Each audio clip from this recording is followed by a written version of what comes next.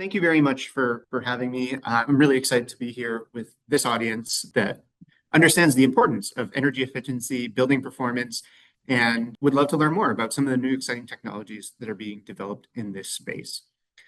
When we started AeroShield Materials, one of the questions that we asked ourselves is, what if you could take the world's most insulating material, designed to protect equipment in the coldness of space, and apply it to the least insulating part of the building envelope, which is the windows. My name is Baskerville-Bridges. I'm co-founder and chief commercial officer at AeroShield Materials. And the foundational research that really was the invention of this material was conducted at MIT by our CEO, Dr. Elise Strobach, you can see on the screen, and then our co-founder, Dr. Kyle Wilkie, who was a PhD in the same lab. And if we look around any major city, we will see stories and stories of glass. As we think about design and where the built environment is going, people love windows in their homes, in the buildings, in the workplaces that they operate.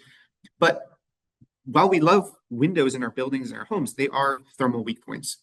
This type of slide, I think, is a little bit tired, a little bit overused, but it does highlight the point that windows are less insulating than walls. 30 to 40% of a building's heating and cooling load is lost through the windows. And globally, this represents $200 billion a year of energy that's being wasted, 5% of global CO2 emissions. But when we think about the problem, it's a hard one to solve. You think of what's required of window. You need materials that are transparent and insulating, durable and lightweight.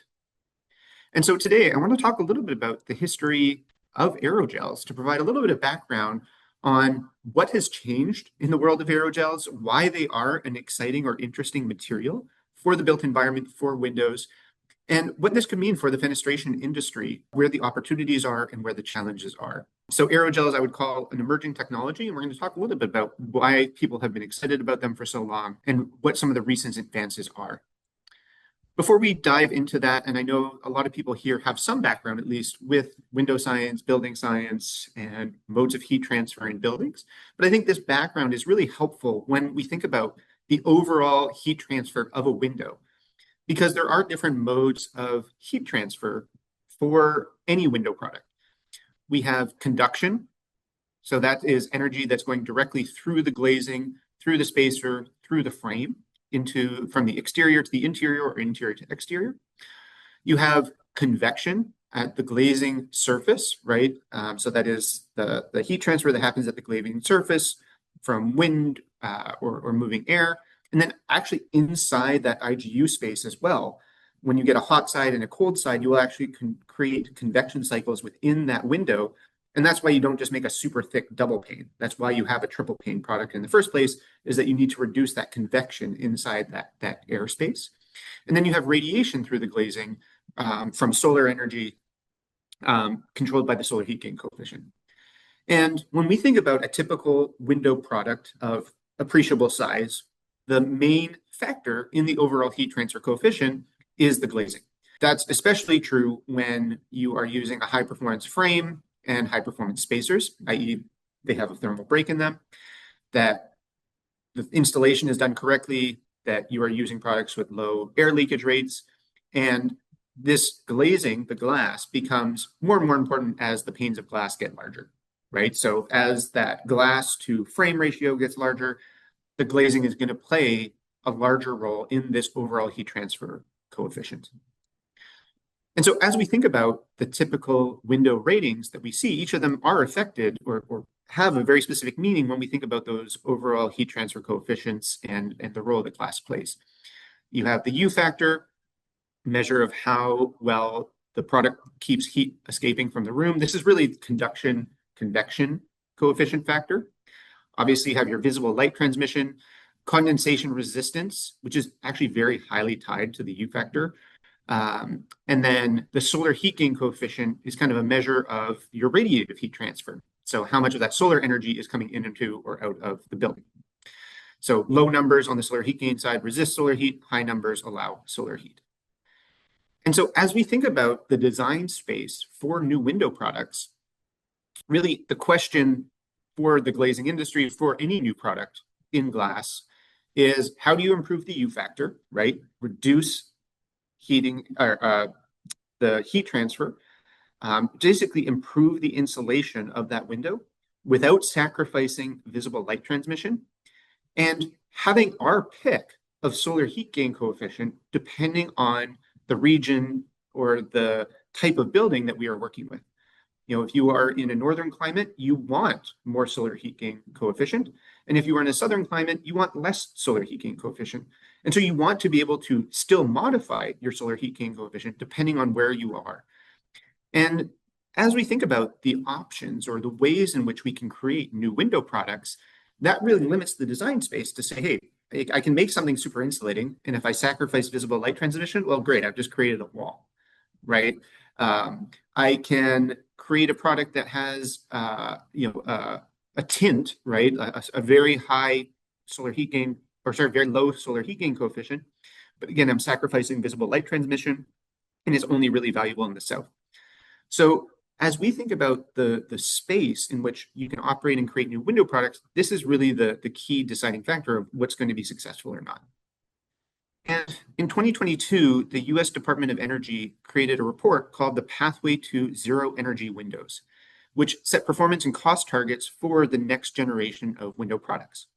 And so they identified triple panes as the incumbent path to beyond double pane window performance. But they highlighted that the thickness, the weight, and the cost of triple panes can limit adoption. Not every building can support triple panes, and the cost or the payback is not necessarily always enough to encourage building and designers to incorporate triple pane windows. And so as part of this study, the DOE identified 3 promising emerging technologies that they identified as having the possibility to create better than triple pane performance at a lower cost than a triple pane. Those were aerogel insulated glazings, thin triples, and vacuum insulated glass.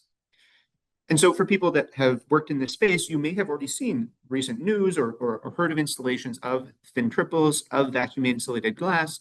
And my goal today is to talk a little bit about the advances in aerogel insulated glazings and how they can factor into the broader fenestration industry.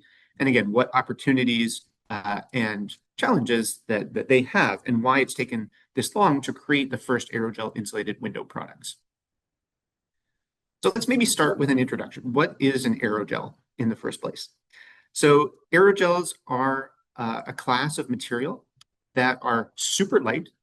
They are literally the most insulating materials ever created, and they're fire resistant. So they have all these incredible properties, and they were originally developed by NASA to insulate spacecraft, but they've always been blue. And so what you see on the screen here is what a traditional aerogel has looked like. It's a super insulating material in this photo, protecting a flower from a Bunsen burner flame with just a couple of millimeters. But it's not something that you would want to put in a window product.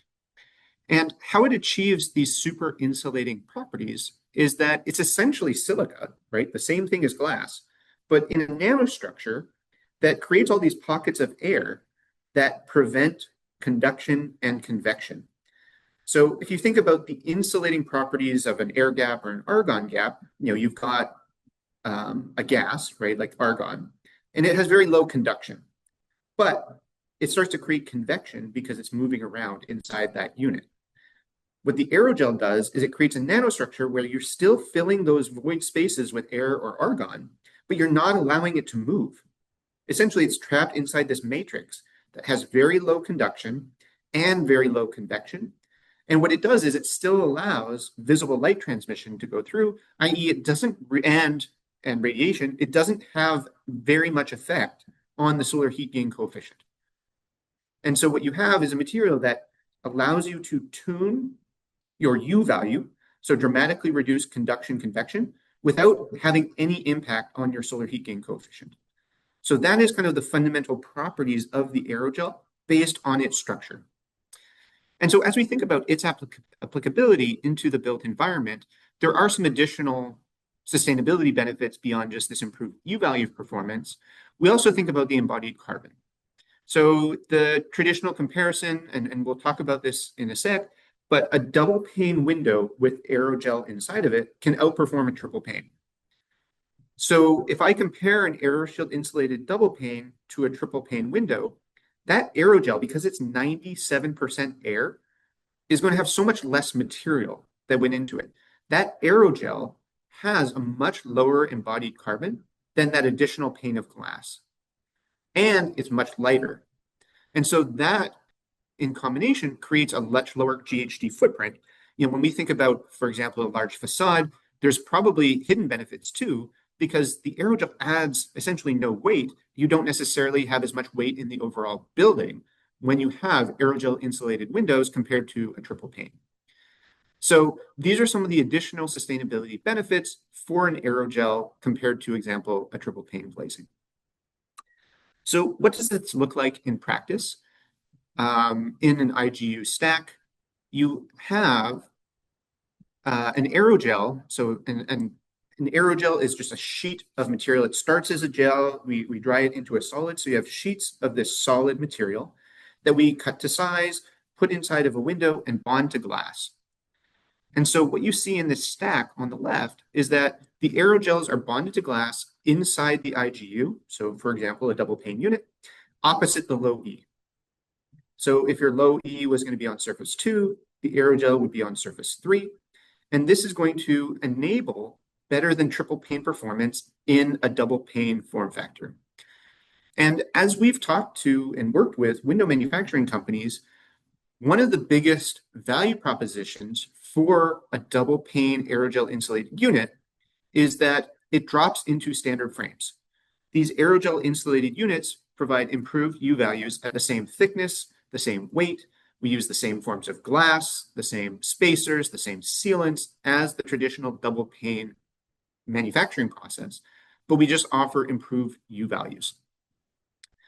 So ultimately, you could use the standard double pane package and you just have a new coating on one of your panes, for example, surface 3, which would normally be an uncoated surface that is allowing you to get better U values. Oops.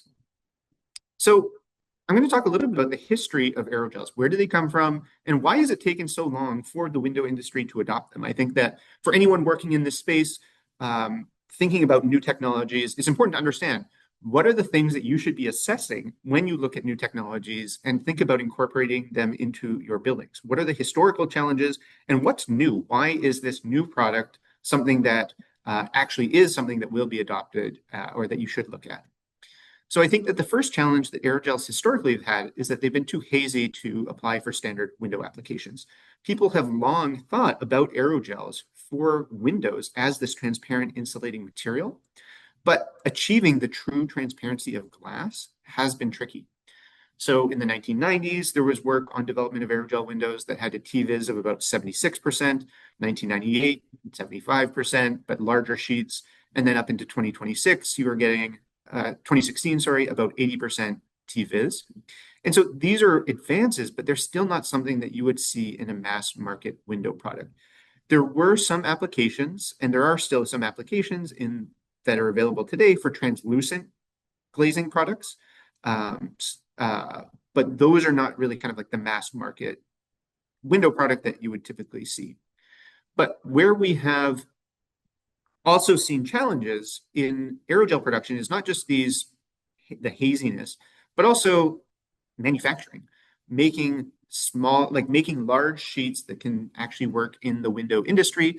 If you look at historical examples of people trying to make aerogel insulated windows, they've typically tiled small pieces of aerogel together to make window products that demonstrate the aerogel can work in a window, but they don't really demonstrate the mass market version of a product that people would be excited about. It's not the same as a typical window product. And then the final challenge that historically had plagued aerogels was the aerogel IGU integration methods and how they would pass IGU durability testing. So these are some examples of early attempts at making aerogel insulated windows where the aerogel itself as a coating, if it has a seal fit, if there is durability tests or if there are challenges with the bonding or if that aerogel is exposed to high humidity, it can degrade, much like a low E coating. And that has historically been a challenge when you think about the manufacturing process. Aerogels can take a while to be incorporated, and windows have a large amount of stress and durability testing that is required of them. So those are the three historic challenges that we've seen: transparency, being able to make large sheets, and then being able to pass the durability tests of the window industry. This is where I want to highlight that there are breakthroughs in all of these areas and why we are seeing major advances in aerogels for windows today. So in all three of these fields, we've seen recent major advances, starting with clarity and a breakthrough in understanding the optics of aerogels that has really unlocked the key to creating more transparent aerogels than were ever created before. So quickly, how aerogels work and why they were hazy in the past. If you think of this network of pores and particles, these tiny bubbles inside the aerogel, the light would pass through and it would essentially refract through these bubbles. And as it refracted through each of these bubbles, it would get slightly askew, and that creates this haziness. It means that the light path doesn't pass through in a straight line. It kind of gets deflected, diffracted as it goes through, and it creates more diffuse glow. And that is not something that you want in a traditional vision glass system. What Elise, our CEO, did during her PhD at MIT was really quantify how light interacted with these pores. And interestingly enough, the fundamental model that she used was something called Rayleigh light scattering model, which is what's used to model like why the sky is blue. It's the light scattering model for the interaction of light with our atmosphere. And the aerogel being 97% air was actually kind of the right way to model this as well. And I'll say that the fundamental understanding here is that the haze is proportional to what's called this scattering radius to the third power. What it means is that this nanostructure, the size of the pores, have a huge impact on the haze of this aerogel. And that traditional aerogels, the ones that you saw previously, they had these nanostructures that had 80 to 90 nanometer pore sizes. The optimal for clarity is closer to 6 to 8. So literally an order of magnitude difference. And so the next step in her PhD research was, okay, I know what the optimal is. Can we actually make that? And so by reducing the scattering size, by going from 80 nanometers down to 8 nanometers, the haze could be significantly reduced. So you can see on the left here, these are more traditional aerogel formulations. On the right, you have transparent aerogel formulations. And we were able to tune the clarity of the aerogel depending on this nanostructure. And so we're not the only ones who have been able to now make transparent aerogels. So some of the research that Elise published has led to other works in aerogel manufacturing. I'm going to highlight some work out of the University of Colorado Boulder. So these folks made transparent aerogels using cellulosic-based aerogel. And so these sheets, the visible light transmission is at about 1 millimeter thickness, and it's about 99% visible light transmission at 1 millimeter. And then as they increased the thickness to say 2.5 millimeters, they got to 97.5 visible light transmission. And their haze at 1 millimeter, 1.8, their haze at 2.5, going to 2.8%. Now, I think one of the interesting things or the important things as we think about the future of aerogels is that most aerogels have, fairly standard, not standard, but the aerogel is an insulator. And much like the insulation in your walls, different thicknesses of aerogel are going to provide different levels of R value or U value performance. And so to create a meaningful difference in the U value of this material, you need to get to about 4 millimeters. That's really what creates, from AeroShield side, that difference from double pane to triple pane or better performance. And so as we look at various aerogel technologies, various aerogel applications, it's important to think about what are they achieving at exciting thicknesses. And so I think that the work at CU Boulder has been very exciting for using novel cellulosic bases for their aerogel. But as they start to move to thicker and thicker aerogels, they start to lose visible light transmission. And they've only gone to about 2.5 millimeter thicknesses. you need to get to, say, 4 millimeters to really be able to optimize a product for window use cases. And so this is where AeroShield is really focusing our work on thicker aerogels that we think have an impact on the built environment and window performance. So just for context, our visible light transmission at 4 millimeters is about 98.4%, which is quite high if you think about, for example, a low E coating typically could get you down to as low as 70-something%. So the aerogel is going to have almost no impact on your visible light transmission for that product. And then our haze at 4 millimeters is about 1.5%. And as you can see on this photo on the right, like it's very, very much imperceptible in terms of the visible light transmission or the haze impact on a glazing product. I think that the other thing that has been very important as we think about the optical properties of aerogels is moving from a place where aerogels are hard to manufacture and it can introduce defects in the aerogel to a place where you can hit window ASTM standards. ASTM C1036 is, for example, a glass standard for transparency and defects. Early sources or early aerogel manufacturing would create defects that increase that haze or those visible imperfections in the aerogel manufacturing. Now we can make aerogels that have the level of performance and the level of transparency and kind of the level of defects of a pane of glass.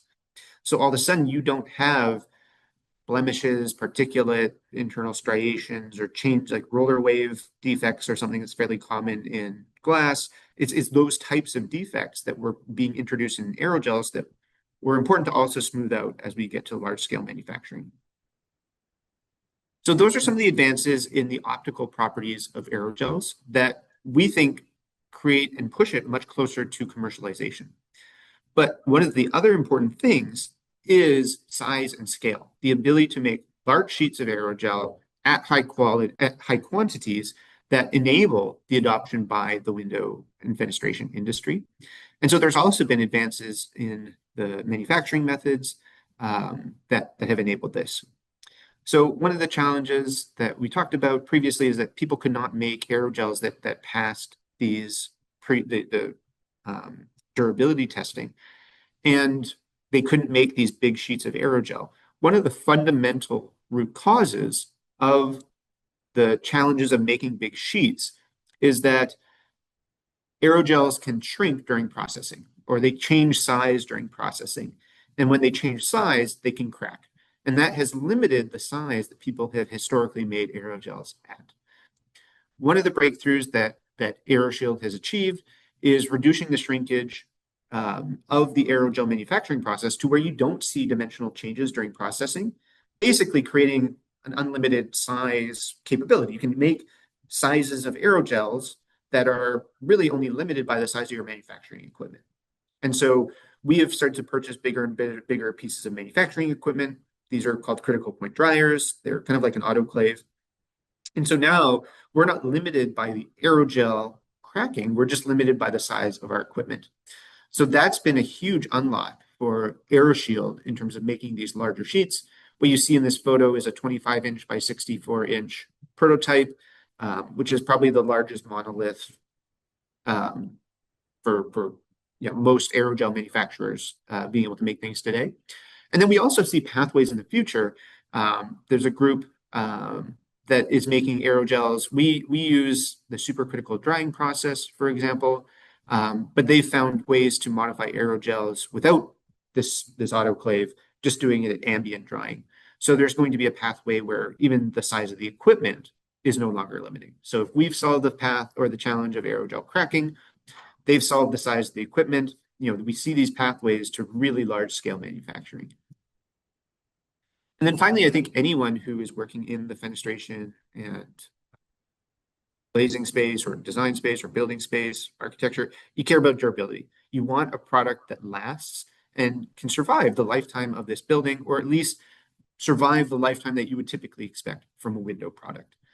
And so this is something that has been really critical to the adoption of new materials, is how can you prove out that a new material like an aerogel will survive the built environment and all the stresses that a new product goes into. And how we think about this testing is kind of in two different formats. A new material, when we take the aerogel, we put it inside that insulated glass unit. So you can think of a double pane that is sealed and typically has argon in the middle. It creates an environment where, the durability testing of, rain or wind, that's really fundamentally about the IGU, right? If that seal is good, the aerogel is never exposed to the exterior, right? It's never exposed to the wind or the rain or anything like that. And so there's a set of things that are intrinsic to the aerogel, right? Is the aerogel durable? And then there's a set of things that are testing the aerogel IGU integration, right? Your ability to put the aerogel inside that unit and create a good seal. And one of the values of aerogels compared to, for example, vacuum insulated glazing, is that we can leverage all the work that has been done over the past however many years, 50, 70, 80 years of IGU, double pane IGU manufacturing. We're using the exact same sealants, the exact same spacer systems that are used in the window pane industry today. And if you've worked in this industry for a long time, you've probably seen that the seal failures are becoming less common over time because there have been advances in the sealing systems and in the manufacturing processes that really enable that. So tests that I would say are intrinsic to the aerogel: UV stability, off-gassing, and then compatibility. So the aerogel is going to be exposed to UV. The aerogel is going to be exposed to heat. Does it create any sort of off-gassing? Does it have a reaction with the spacer or any of the sealants? And then in terms of the IGU integration, all the ASTM testing, so 2190, 2189, 88, those are durability tests where you're going to put it under rain, humidity, temperature cycling, and that's really a test of the integration. And then, of course, mechanical testing, right? So slamming a door, slamming a window, shipping it, all those things, the mechanical side are tests of the IGU integration. So I think one of the things that's fundamental to the aerogel, and particularly the silica aerogel base that AeroShield works with, is that they are highly stable. So silica, I mean, it's the same material as glass. And so prior work by the AeroShield team under an ARPA-E grant demonstrated that the material is stable to about 600 Celsius, which is a temperature rarely achieved in the built environment, thankfully, and so creates a really high level of confidence that the aerogel is not going to degrade from, for example, thermal cycling that you would typically see in a typical building. We've also worked extensively with the National Renewable Energy Lab to do testing on UV. So UVA, UVB exposure studies. These are typically done at very high concentrations, so far more than one sun, and little to no observable change in optical properties from our initial experiments. But even going back to our time at MIT, we actually used the aerogel to insulate some very high temperature processes. I don't know if anyone is ever familiar with the field of solar thermal, but we did an experiment where we were concentrating sunlight with these big mirrors, concentrating sunlight onto a single point and insulating that single point with aerogels. And so these aerogels were exposed to 20x UV and 400 Celsius in a cyclic, every day they would get really hot and then go back down and go hot and go back down. And there was no degradation of those materials. So the aerogel itself is very stable. We've also done extensive slam testing. So this is a test that we did with a window partner. So these are aerogel insulated units being slammed 50,000 times. One of those units has the aerogel facing the front. One of them has the aerogel unit or the aerogel facing the back. No cracking, no delamination. So that's really a test of the aerogel integration and the bonding of the aerogel to the glass. And so I think that we've proven, and certainly we've done a lot of the ASTM thermal and durability, humidity cycling tests as well with our partners. Those are maybe less, they just go into a thermal chamber. I don't have a fun video to share of those, but AeroShield has passed those ASTM tests as well, relying primarily on the sealing methods that are established in industry. So whether that's a box spacer, super spacer, a TPS spacer, we are compatible with all the existing spacer systems that typically go into windows today. And we rely on the seal to protect the aerogel. So we think this creates incredible opportunities, but there are still challenges that exist in terms of integrating aerogels into the existing window value chain and creating new products that can be mass adopted. So some of the things that we see as incredible opportunities are the thermal performance, right? The ability to make these high performance units in a double pane form factor. So we've worked with Lawrence Berkeley National Labs to test the thermal conductivity and the performance of our window units. They have a database that measures the thermal properties of any sort of glazing products. And then you can simulate all sorts of different configurations and sizes. If you work in the residential space, that's called the NFRC, the National Fenestration Rating Council. They're the ones that certify building performance, the window performance. And so our product is something that can be simulated in window based on the test data that has been done with them. And what we see is that AeroShield can provide better than triple performance inside of a double pane unit. So this is an example that we did with a customer where we simulated the performance of different stack configurations compared to their products today. And if people are interested in specific numbers, I'm happy to share that in a one-on-one. But this is a residential IGU using 3mm glass. And what you can see is like a standard double pane with argon fill. The AeroShield double pane dramatically outperforms that.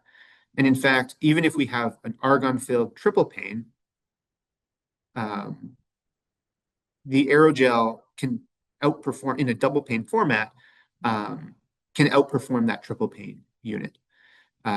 So with 6mm aerogel compared to an argon-filled triple, you can actually get a 12% improvement compared to that triple pane unit. So this is going to vary depending on the glass used, the low-E coatings that are applied, but as a general rule of thumb, again, an aerogel insulated double can outperform a triple pane. And we think that creates a lot of value to both the builders, designers, and the homeowners. So where AeroShield is going and what this means from an opportunity standpoint, AeroShield has a partnership with an entry and patio door company called ODL to make aerogel insulated entry and patio doors. For those not familiar, ODL is a primarily entry and patio door glass supplier. So many major brands that you buy your entry and patio door from, they don't make their own glass, right? They don't make those insulated glass units. They make the frames, they hang them, and then they sell them on to the end consumer. ODL is typically a supplier to those types of companies. And AeroShield has announced a partnership with them to supply that industry. The goal is to launch that in late 26, early 2027. So incredibly excited about that. We are also working with a company called Alpine High Performance to demonstrate AeroShield insulated retrofits. So if you think about a building that has existing, for example, single glazing that is not meeting either the building owner's requirements or any sort of state requirements for energy performance, instead of taking that glass out, can you reduce the cost of that building performance by doing a retrofit, something that goes onto the existing glazing system? So Alpine is a company that has worked in high performance for a very long time. They've developed a new retrofit system. So essentially a framing system that fits over the existing glazing. And AeroShield is working with them to develop an aerogel insulated glazing package to go inside their framing system. So you can imagine this either as a single pane or even as a double pane that goes on top of the existing window unit. And what we found is that with that double pane, if you install this double pane over a single pane, you can get better than R8 performance from that unit. So you can turn a single pane of clear glass into better than R8 performance, which is super interesting and I think a really exciting type of product category, primarily targeted at light commercial, like punched openings, but fairly large light commercial mid-rise buildings. And so we were really excited about both the new product market. So this is an entry and patio door application, a retrofit application. We're also working with window manufacturers as well. But as we start to think about what some of the challenges are and where AeroShield is going, what our work is focused on today, I think developing new optical standards for these new novel coatings. Aerogels, for example, have different optical defects that are maybe not caught by ASTM C1036 or not seen at all light and angles. How do we define new optical standards? And I mean, so much of the window industry fenestration is about aesthetics, and that can be subjective. So creating rules around this is what a good looking aerogel is and needs to be is, I think, something that's really interesting. Finally, AeroShield is building out a new manufacturing facility to create large volumes of this. So that's kind of our next step in the process as well, is really ramping up the size and scale of our aerogel manufacturing. I think other folks working in aerogels are working on that too. I think that AeroShield has kind of established ourselves as the leading provider of transparent, large monolithic sheets of aerogel. But there are other people working in this space too, and we're always very excited about the opportunity for aerogels to impact the built environment. So and this will be sent in a survey afterwards, I believe, some of our questions, but if you are interested in this product category, if you're interested in new technologies for windows and energy performance, we would love your feedback. So I will send out my email after this into the chat. And then there's going to be a survey that's sent as part of this series. And some of those questions will be about your willingness to provide feedback to AeroShield. And that could just be on types of projects that you think it's applicable to. But literally, if you're in the greater Boston area or Massachusetts or somewhere that we are traveling to, we will bring a prototype and would love to get your feedback on some of those prototypes to really get your thoughts on it. So really appreciate everyone taking the time today. And I'm going to open up the floor to any questions.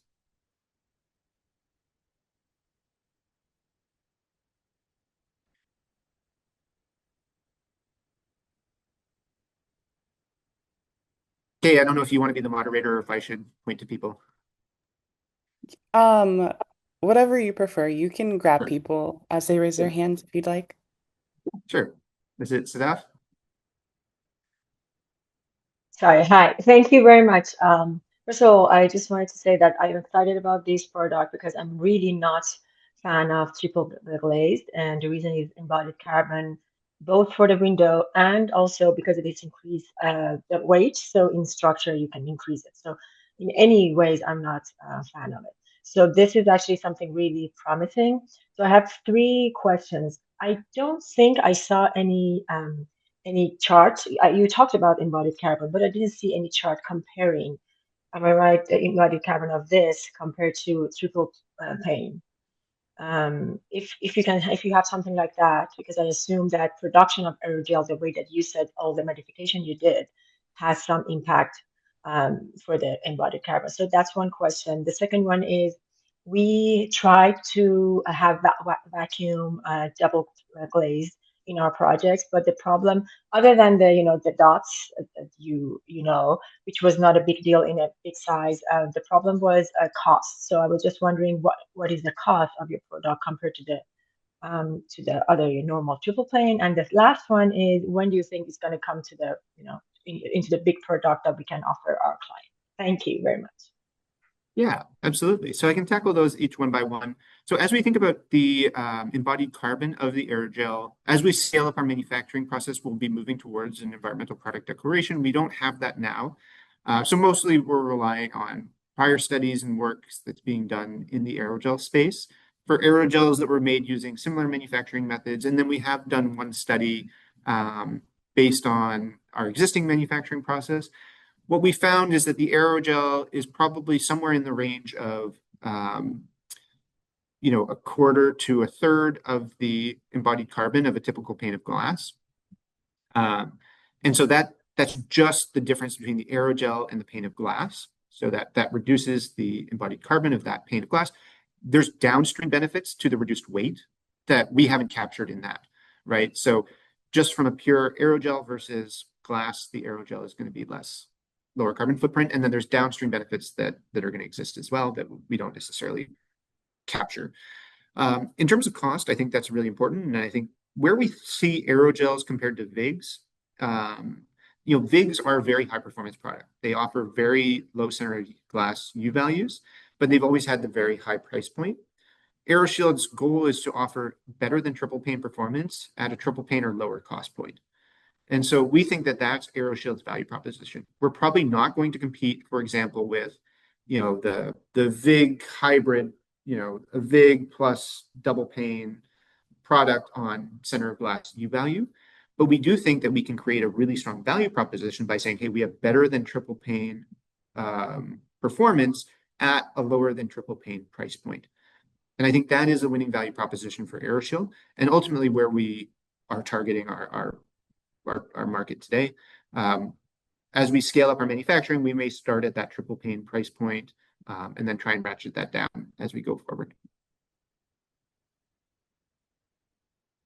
And then I guess the last question you asked was on size and availability. So for context, today, AeroShield is making these entry and patio door products with ODL. And our goal, as I mentioned, is kind of late 2026 commercial, early 2027 widespread commercial launch of that product. And then scaling from that to about 3-foot by 5-foot panels for residential window spaces. And then thinking about when we offer a more commercial product, focus on these very large curtain wall applications, that's going to require an investment even larger. Or you could imagine a product where there's either simulated divided light, or you just put 2 panes of aerogel beside each other inside the glazing unit. But that'll be the largest size of aerogel panel that we can make. Thank you very much. Yeah.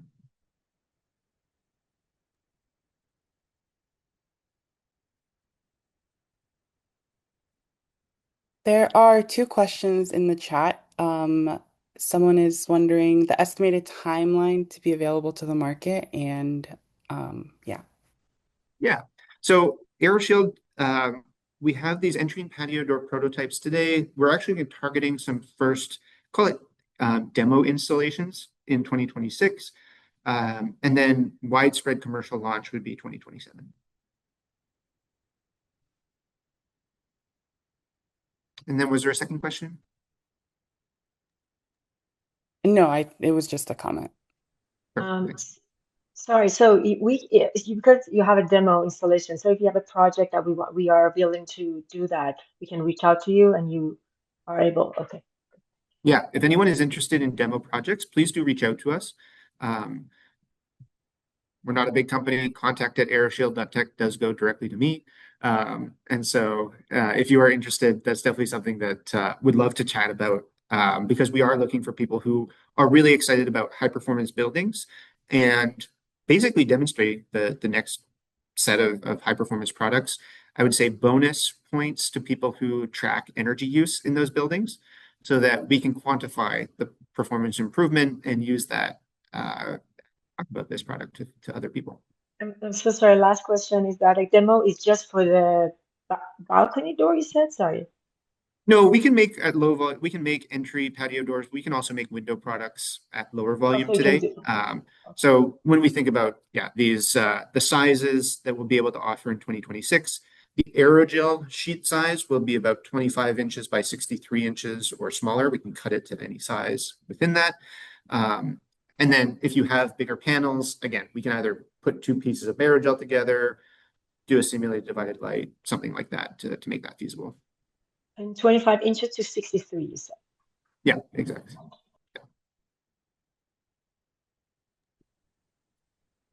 Greg is asking, are there any supply chain issues for raw materials? Curious in the context of global sand shortages. And then we have another question, estimated warranty offering on the insulated units. Yeah. So I think this is a great question. When we think about the aerogel in manufacturing, AeroShield uses silica, but it's not needed. It's not made with kind of the same form of silica that goes into the glass manufacturing process. So that silica sand that is the quality that's required for melting down into glass is slightly different than the elemental form that we basically just use a chemical, right? So we have a silica-based chemical that we mix in. Our main source of silica is something called a silane. Silanes are used in all sorts of chemical manufacturing processes. I think the main use case for our source of silica is like a paint additive of some kind. And so our sources of chemicals are fairly industrially made. But I think it's a really important point as we think about silica sand and the glass industry. One of the other benefits, and I don't think the North America talks about this too much because we haven't seen widespread adoption of triple pane. But say, for example, you wanted to improve the energy performance of all windows in the US, and your only option today was triple panes. That would mean 50% more glass has to be made. And the US doesn't have the glass making capacity to do that. And as the question asks, like there's not that much silica, there's a shortage of silica sand to make that additional glass. So we also think that as we look to the future, what products can scale to target future U value performance targets? You've got a triple pane, but what if you just had an aerogel inside of a double pane and you just tuned the thickness of that aerogel layer to match whatever U value target you're trying to hit, right? You can make a 4 millimeter aerogel, you can make a 6 millimeter aerogel, you can make a 7 millimeter aerogel, and it's kind of different products to hit different U value targets. So that's how we see the future for our product.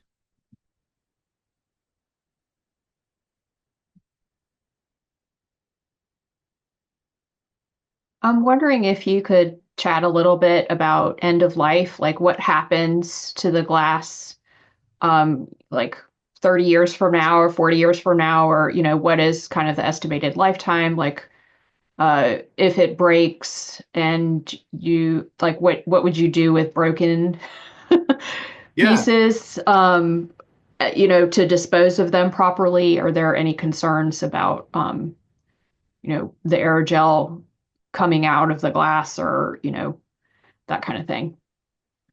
yeah, that's a great question too. So aerogels themselves are non-toxic. They're not something that is harmful. They're made of silica. It's almost, if you've ever had, those silica gel packets inside of food, it's essentially that. That's kind of like the powder form of the nanostructure that we have.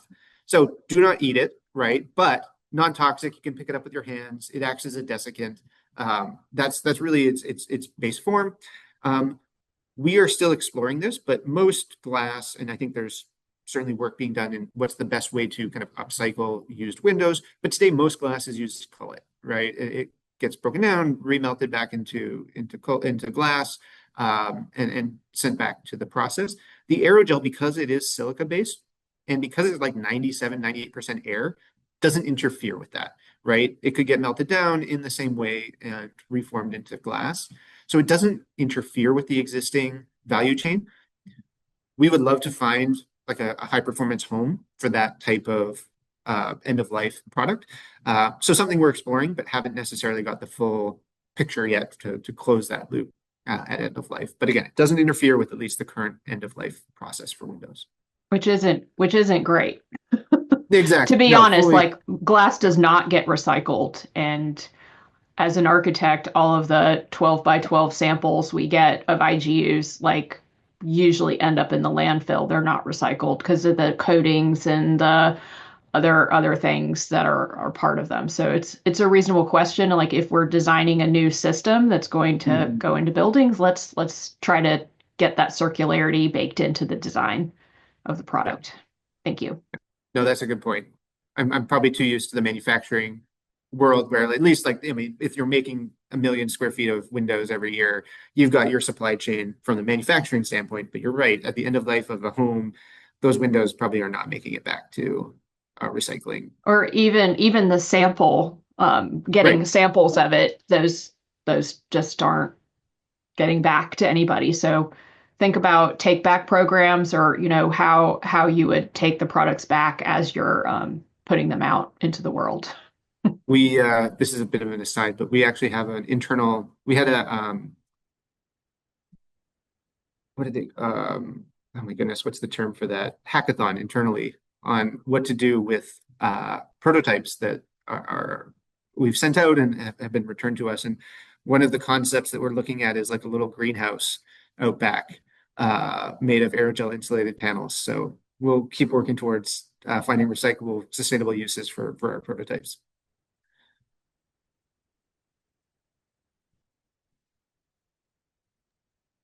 Dylan in the chat says, or Daniel says, perhaps you mentioned, but is geometry limited to rectangular or irregular shapes, or are irregular shapes possible? Yeah, so irregular shapes are possible. Today we make these sheets of aerogel and we can cut them into any size, and then bond them onto glass. And as we continue to make bigger and bigger sheets, much like the glass industry, you would cut them and like have an order book, optimize the cutting process to minimize waste. But we can cut into any size or any shape, I guess, not any size.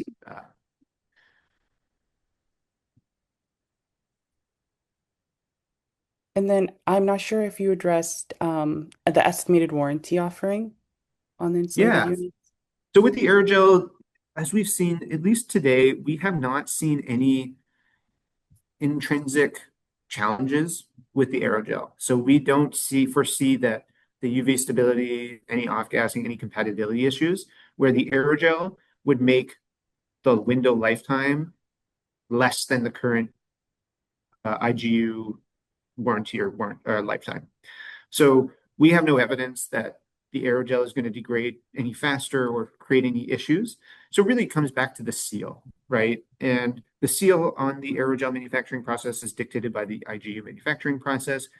So our goal is to be able to say, hey, a typical window has this warranty. So for example, 20 years, the aerogel will be able to offer that as well. We're currently doing some of that IGU manufacturing, but also, and can only share so much, but working with some major partners who do IGU manufacturing as well, to leverage their experience, expertise, and capabilities in creating that durable seal. So the contact at aeroshield.tech does go to me, or I'll put in the chat my email directly, abb@aeroshield.tech, because Baskerville-Bridges is just way too long. Thank you, everyone, for taking the time to listen, learn more about aerogels. I am incredibly excited to see people want to learn more about this technology.